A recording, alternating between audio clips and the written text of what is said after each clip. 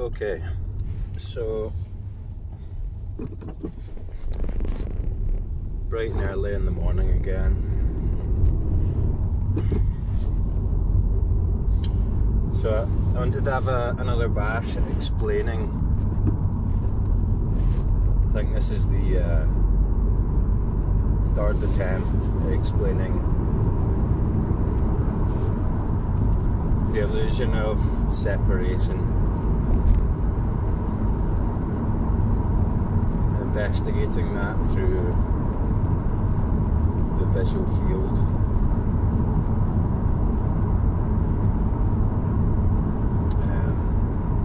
Like I said before, most of the information that you find on this topic ends up being vague.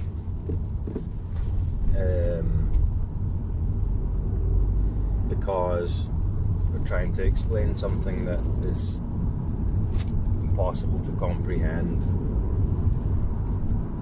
the mind. So try this one then. Before I talked about everything appears in your sphere of awareness. So I'll talk about myself. Everything's appearing in my sphere of awareness. So all the objects in the world, all the things out there that I'm looking at are appearing here in my awareness. I'm aware of them here. So the thing that's out there, I am aware of here.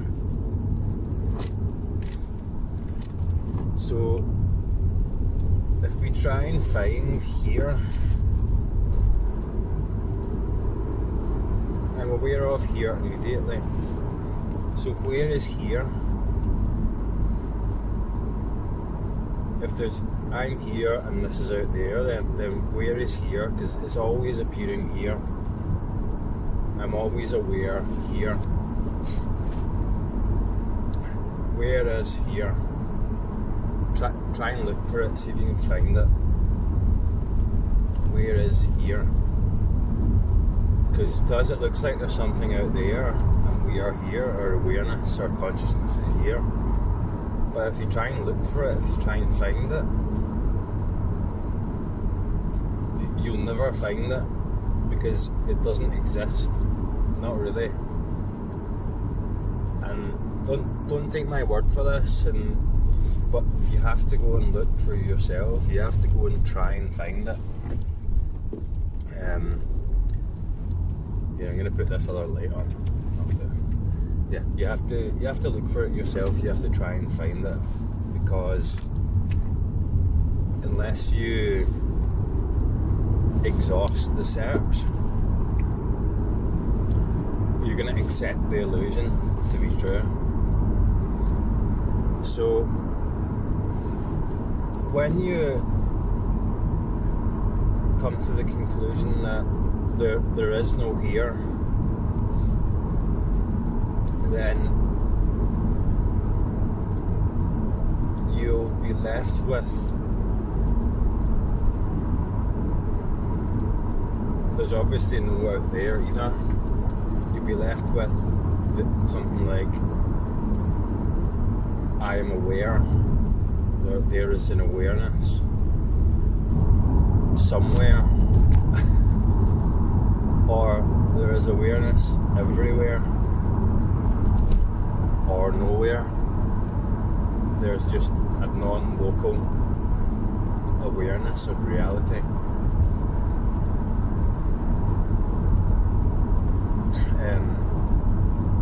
And exhaust the search. Look as far as you can. So like it might go something like, I'm aware, I'm here, so I'm looking out, so my awareness is in the eyes or in my head.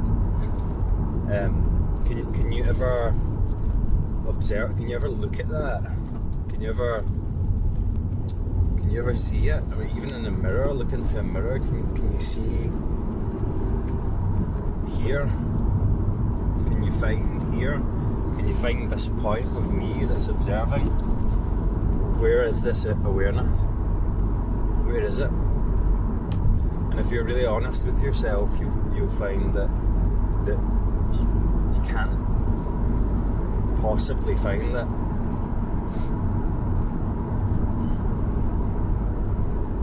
And then that leads us also to the conclusion that everything is self-aware. Everything that we can observe in the world is immediately self-aware. It doesn't require this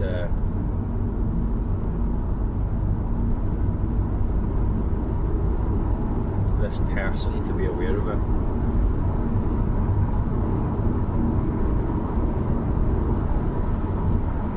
The person is part of the illusion. So then we'll move on and try looking for, in your visual field, try and look for a separate object. Try and look for anything that's separate from anything else.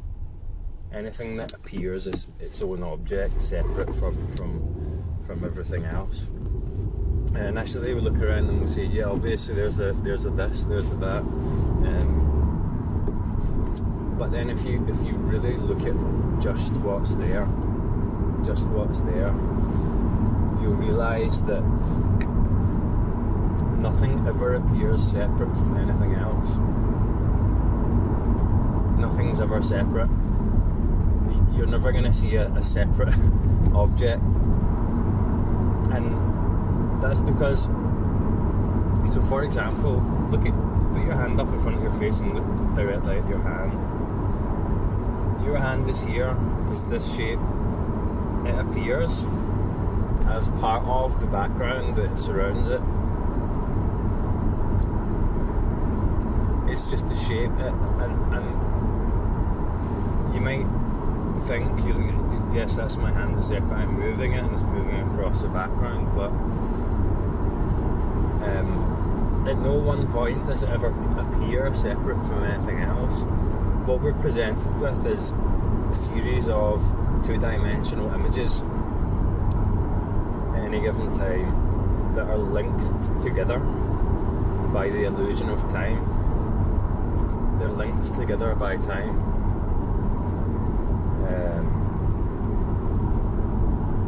Which we know doesn't exist either. So that contributes to the time-space illusion.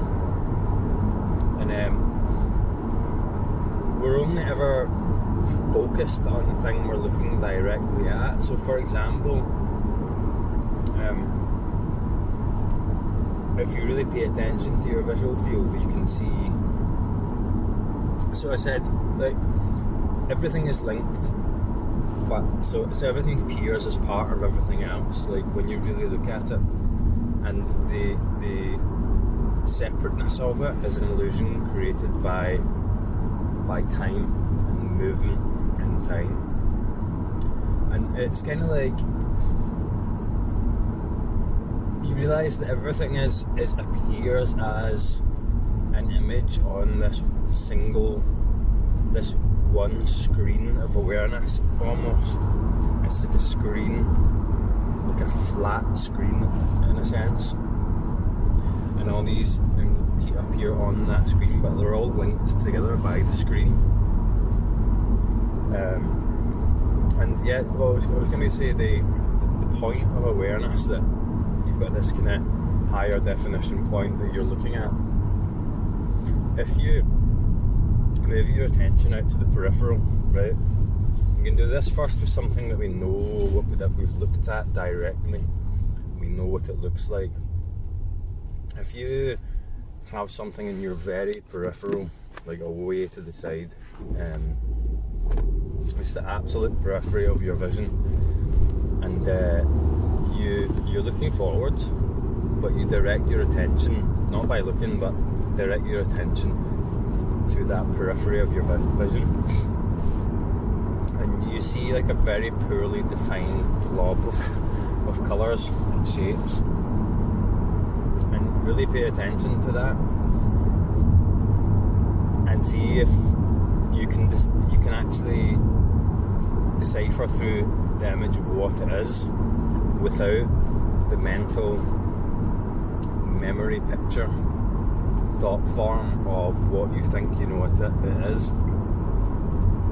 Try this initially with something that you know it is, and you see that without that thought form, without that construction,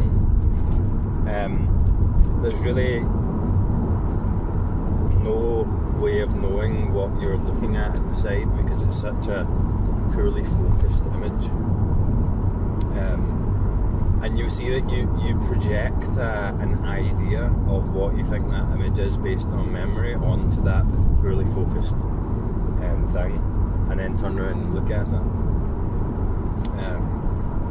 And we can do it with something that we don't know what it is, that we've never seen, if that's possible. And then you can turn around and you can move it gradually into your focal point of vision,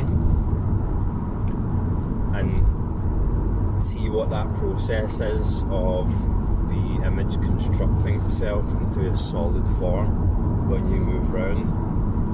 And we start to see that a lot of our visual field isn't actually what it seems to be. It's a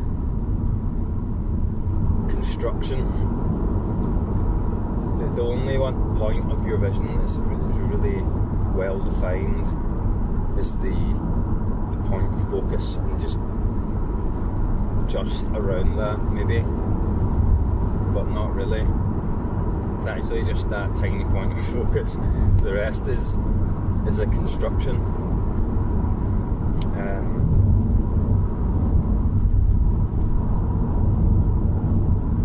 If that makes any sense.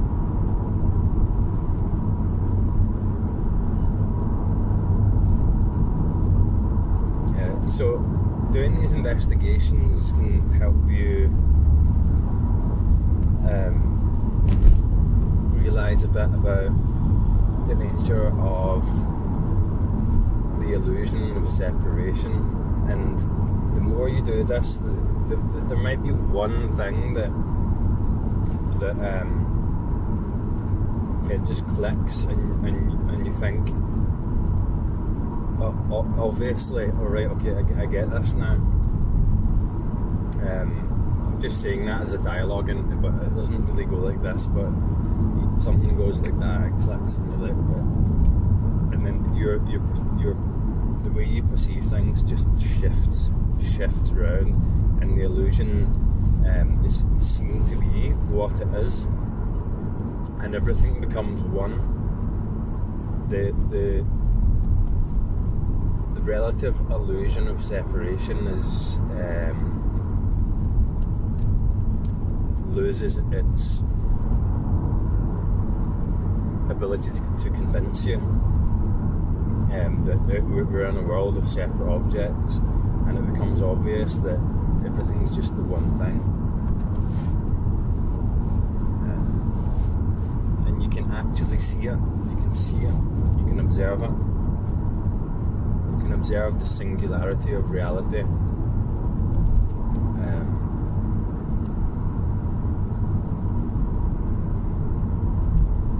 For me, it was the realizing that everything is appearing in this sphere of awareness, my sphere of awareness, which I share with with the universe. Realizing that what I am observing here is the universe, the entire universe.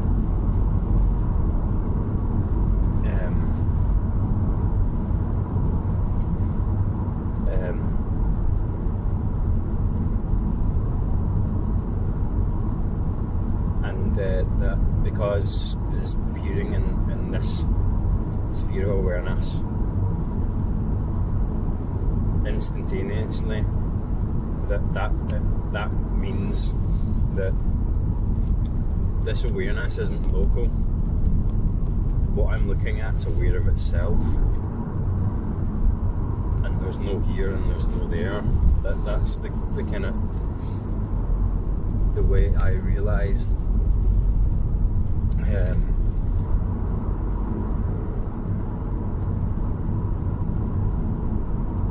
the illusion of separation. And I can't really put it into words that well, but it's basically just what I explained in this video. That everything links up. The space is seen to be an illusion. The time is seen to be an illusion. Everything just becomes the one thing. And the separation is just seen to be an illusion. It's interesting. But when that happens, it almost contains the entire universe. The entire universe reduces, but it also expands into infinity at the same time.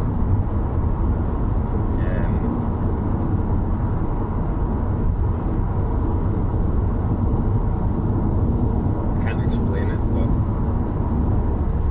that's the experience or the kind of insight that I had.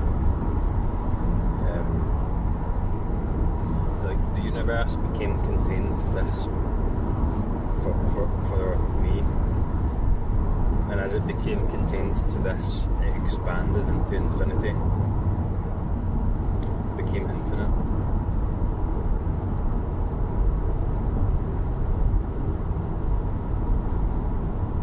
Yeah, so I don't know if that will make any sense, probably not, but that's my third attempt at explaining the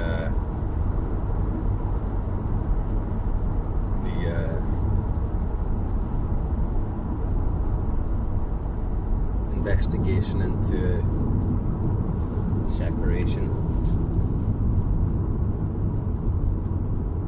in the visual field. So again, probably it'll just seem vague and ridiculous and maybe it won't make much sense, but that's my best shot at explaining it. So give it a try yourself and then see how you get on. And then anyone who has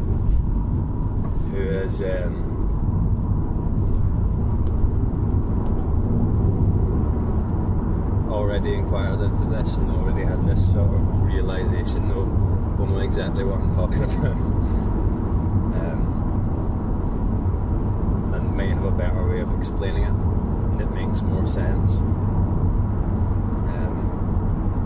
Well, like I said before, it doesn't have to make sense and probably never will make sense. But don't take my word for it. Go and inquire into this yourself.